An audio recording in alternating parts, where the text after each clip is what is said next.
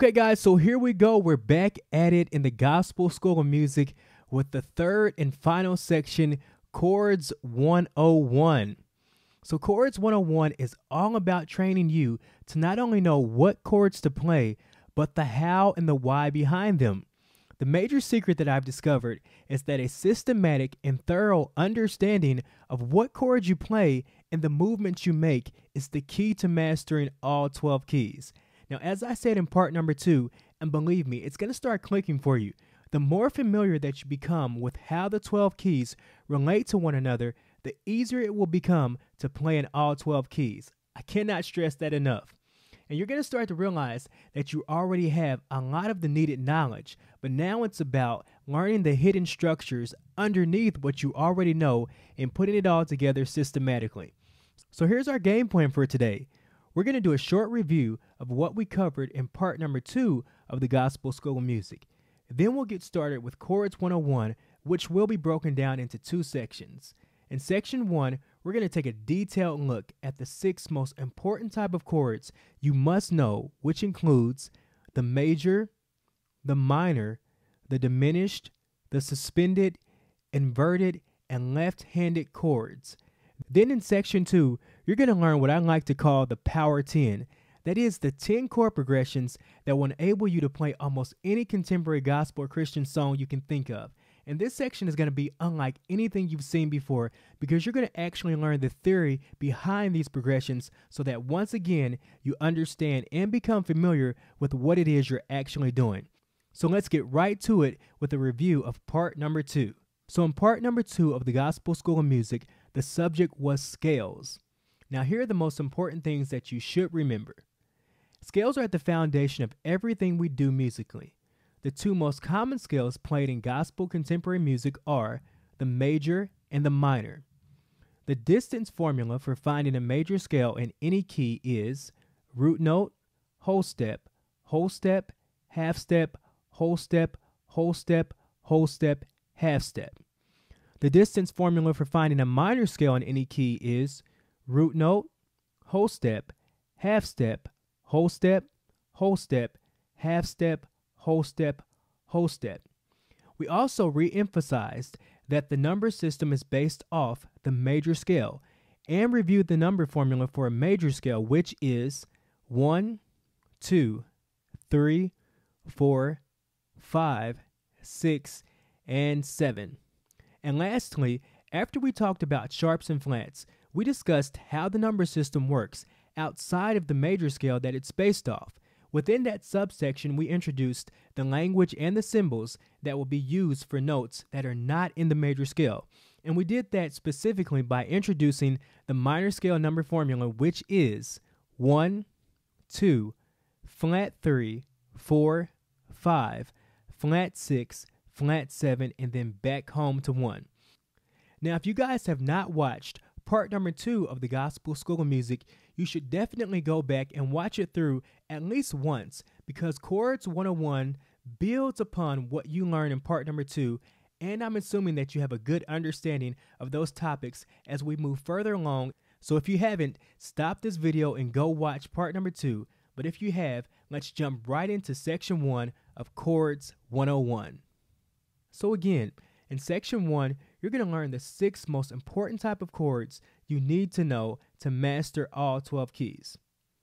So let's start with the most basic of all chords, the major chord. Think of the major chord as the mother chord. And since there are 12 distinct keys in music, there are a total of 12 mother chords. Now the symbol for a major chord is M, A, J, or sometimes just a capital M when it's coupled next to another symbol. Now, as you learn more about chords, one important concept to keep in mind is that chords are built from scales. And to explain this further, let's discuss how chords are created. Now, as I've done in the past, I'm going to use the key of C in this example. So when it comes to the subject of how chords are created, the first principle you should know is that chords are built in thirds. To explain this principle, let's review the makeup of the C major scale. We'll start on our root, C, D, E, F, G, A, B, and back home to C. Now that we've reviewed what keys are included in the C major scale, let's create a C major triad. A major triad is made up of 3 notes and includes the first, the third, and the fifth note of the major scale. In the key of C, that will look and sound like this: C, E, and G. So these 3 notes make up a C major triad. Now with this formula, we can learn all 12 major triads. So let's do that now. Let's play all 12 major triads, and this is actually going to be your first practice routine. So let's do it.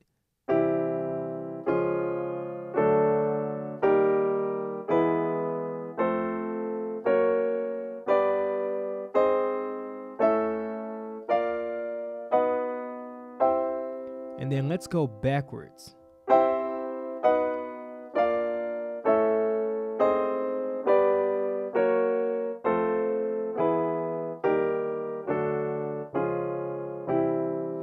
So this will help you build up muscle memory for moving in and out of different finger positions. So this is going to be a great practice routine to also help you get familiar with playing in all 12 keys. So let's again create a C major triad, and then I'm going to point out a few different things. So we have C, E, and G.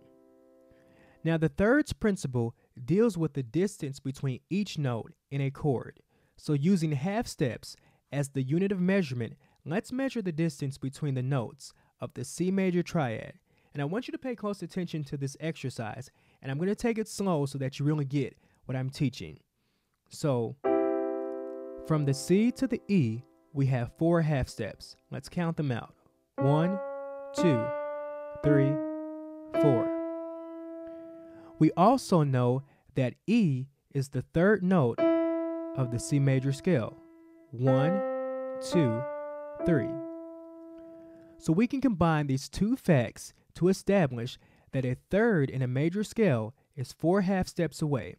And because of that, you can say that the E of the C major scale is a major third away. In other words, 4 half steps equals a major third. So now let's continue, and we're still measuring the distance between the notes of the C major triad. We just measured the distance between C and E, so now let's measure the distance between E and G. So from E to G, we actually only have 3 half steps. 1, 2, 3. Now we have a problem, because the principle that we're trying to teach is that chords are built in thirds, and we just learned that a major third is 4 half steps away, but the distance between E and G is only 3 half steps away. So to solve this problem, we have to look back at the C minor scale. So the C minor scale is made up of C, D, E flat, F, G, A flat, B flat, and back to our 1C. Now to jump to the point, let's measure the distance from the C to the third note of the C minor scale, which is E flat. So we have 1, 2, 3. Now we also know that E flat is the third of the C minor scale. So we can combine these 2 facts to establish that a third in a minor scale is 3 half steps away. 1, 2, 3. And with that, we've just solved the problem that we had with the thirds principle as it pertains to the major scale. And you've just learned 2 new rules. Number 1, a major third is 4 half steps away, and a minor third is 3 half steps away. And for review, in the C major triad, E, the third note of the major scale, is 1, 2, 3, 4 half steps away from C. And in the C minor triad, E flat, the third note of the C minor scale, is 1, 2, 3 half steps away from C. So now let's play our C major triad one more time and measure the distance between C, E, and G. So we have 1, 2, 3, 4, a major third, and 1, 2, 3, a minor third. Now we can complete the thirds principle with this new formula for finding a major triad, and that formula is a major triad can be found by playing a root note, a major third, and a minor third. And for review, that means root note, 4 half steps, 1, 2, 3, 4, and 3 half steps, 1, 2, 3. Okay, so next we have a chord that is used in nearly every song, and that is the minor chord. Now, the minor chord, much like its cousin, the major chord, can be found easily if you know the minor scale. So the symbol for minor chord is M-I-N, or sometimes a lowercase m if it's put next to another symbol. Now, building upon the thirds principle that you just learned, a formula that you can use to find a minor chord in any key is going to be root note, a minor third, 1, 2, 3, and a major third, 1, 2, 3, 4. And there we have our C minor triad. Now let's apply this formula to a couple more keys so that we can prove that you can use it in any key. So let's take the key of F. We have our root note, we have a minor third, 1, 2, 3, and then a major third, 1, 2, 3, 4. And there we have our F minor triad. Let's do this in the key of G. We have our root note, we make a minor third, 1, 2, 3, and then we have a major third, 1, 2, 3, 4. And there we have a G minor triad. So let's talk about when and where the minor chord is used most often. I'm going to play the main section of the song Alpha and Omega by Israel Houghton. The lyrics for this section is, "We give you all the glory." And I want you to listen closely and see if you can recognize where the minor chords fall into place.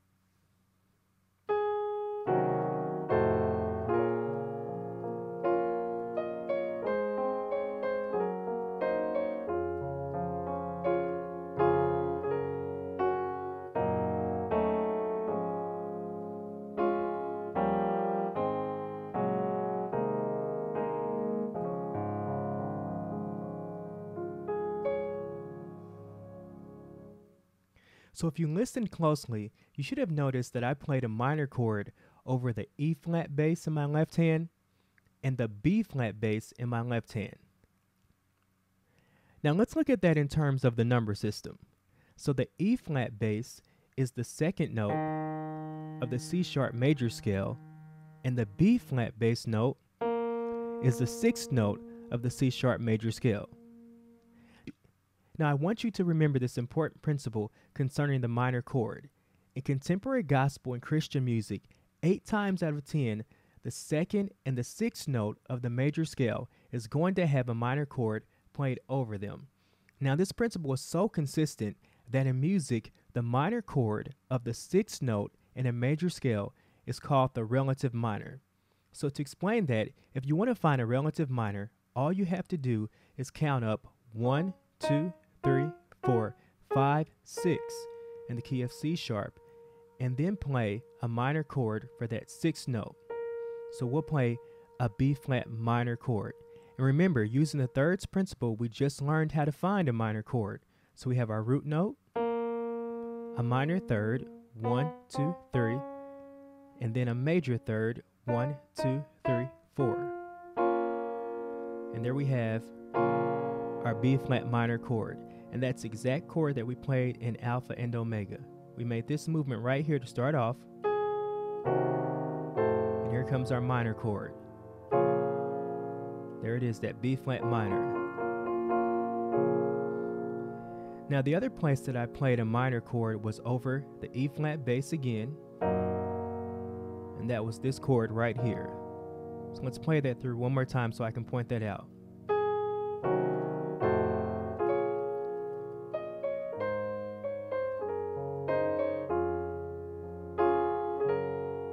Comes, there's that minor chord.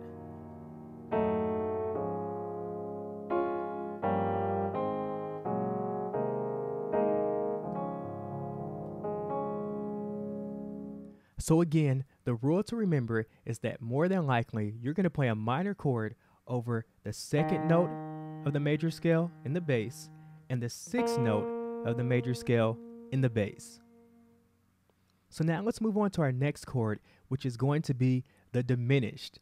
Now this is the chord that I like to call the all-purpose chord, and the reason is because the diminished can be used in so many different ways. Now the symbol for a diminished chord is D-I-M, and lowercase d-I-m. Now in gospel music, the diminished chord is used most often during high praise or when backing up a preacher. So for example, I'm going to play a few preacher chords in the key of B, and I'm sure you'll know exactly where that diminished chord is going to lie.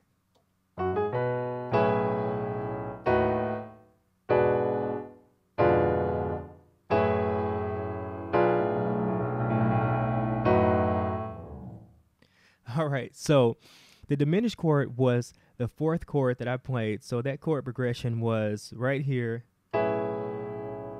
That's our first chord. Then we had this chord right here. And our third chord. And here comes the diminished. Right there.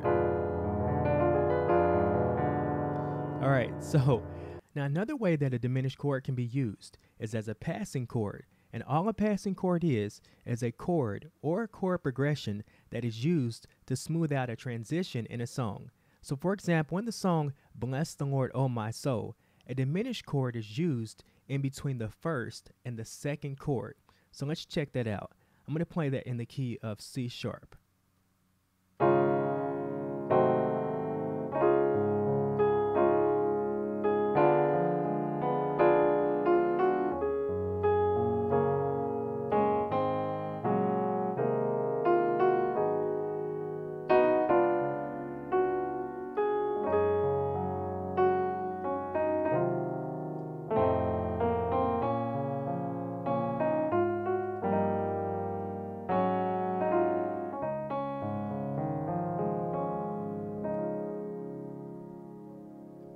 So that diminished chord was right here. So I played that right between that first, bless the Lord, oh my soul. Okay? Now if I didn't add that diminished chord right in between this one and the second chord, it would leave the song sounding pretty dry and pretty empty. So now let's learn how to build a diminished chord, and then we'll talk about where they're played most often in the context of a song. So a diminished chord is built using the root note and then three major thirds stacked. So we have root note, 1, 2, 3, 1, 2, 3, 1, 2, 3. And that's how we find a diminished chord in any key. Take the root note, three major thirds, 1, 2, 3, 1, 2, 3, 1, 2, 3. Let's do it one more time for the key of D. 1, 2, 3, 1, 2, 3, 1, 2, 3. And that's our diminished chord in any key. Now, as far as where a diminished is used most often in songs, there are three common areas, and they are the flat 2, the flat 5, and the flat 6. So let's go ahead and show you those in context. So again, with Bless the Lord, O My Soul, we played a diminished chord on the flat 2. Okay? And the flat 2 can be easily found because in the key of C sharp major, E flat is the 2. 1, 2. So D would be considered a flat 2. We played a diminished chord. And let's move on to the flat 5. And that's usually played during preacher chords. Okay? So if we're playing preacher chords in the key of C sharp, it would sound like this. Here comes the diminished on that flat 5. And then lastly, we can play a diminished on our 6.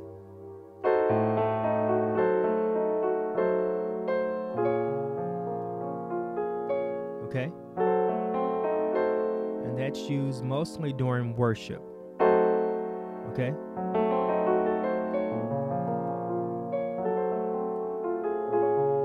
Okay? So really the major rule that you should remember when it comes to the diminished is it's built by using a root note and then 3 stacked major thirds, and then lastly that they're usually used as a passing chord.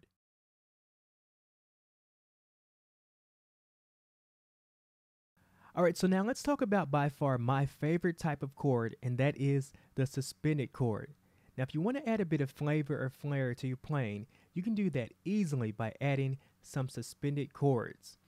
Now the suspended chord symbol is S-U-S, or sus, and that's the reason that they're called sus chords. Now suspended chords are used most often in contemporary music, and to me they add fullness to your playing. So I'm going to play a chord progression using a few major triads, and then I'm going to play that same progression using some suspended chords, and I want you to listen for the difference.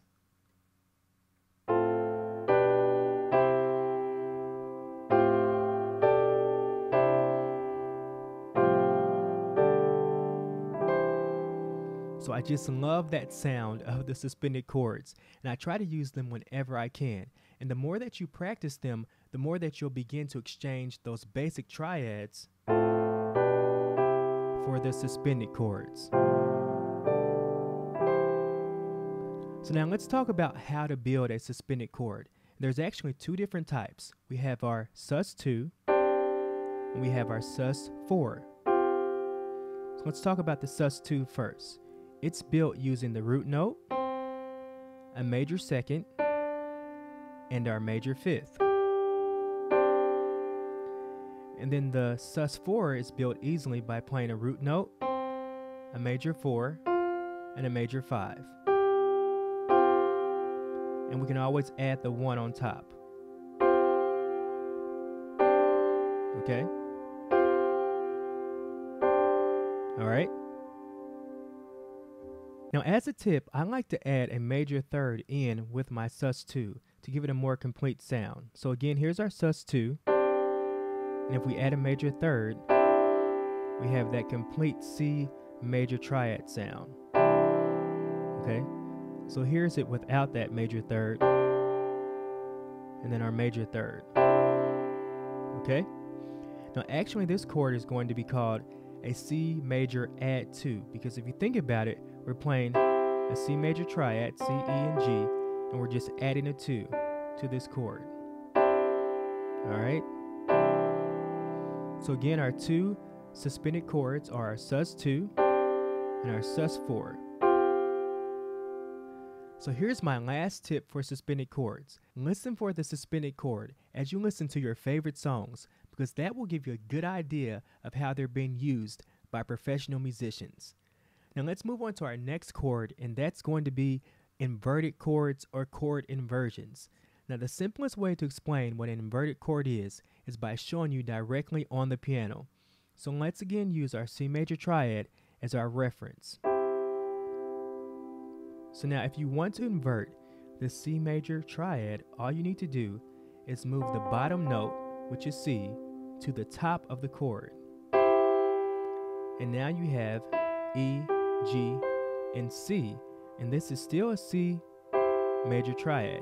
It's just at its first inversion.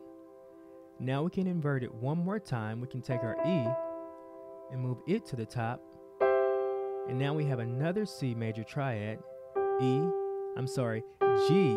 C, and E, and now it's at its second inversion.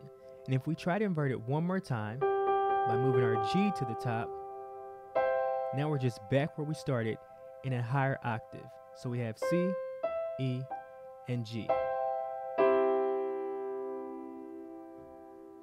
Now the reason why inversions are important is because they enhance the sound of what you play by adding variety. Now if you've ever heard someone speak about chord voicings, then they had to mention chord inversions. Adding simple inversions is probably the most overlooked and underestimated improvement that gospel and Christian keyboardists can make to their playing. So if you're trying to master all 12 keys, knowing how to make those 2 inversions is going to be very beneficial. Alright guys, so now let's talk about the last type of chord, and that is going to be left-handed chords. Now the best way to get comfortable playing left-handed chords is by trying to play full songs with your left hand only. So I'm going to give you a simple song that you can practice in your left hand, and that's going to be the simple worship song, Hallelujah. It's made up of 3 chords, and if you practice it in every key, it's going to build up your strength and muscle memory in your left hand. So let me teach you that in the key of C.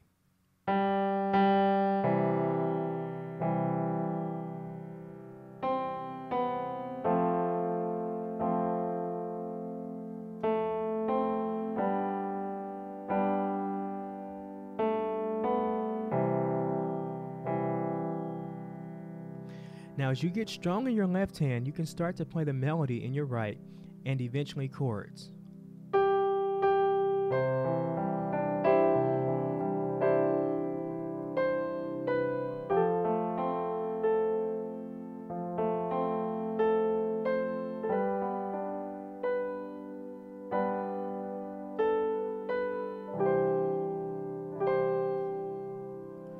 Now, I want you to add this to your practice routine in all 12 keys. It's going to help again with 2 things: strengthening your left hand and building up your knowledge of all 12 keys. So let's do it.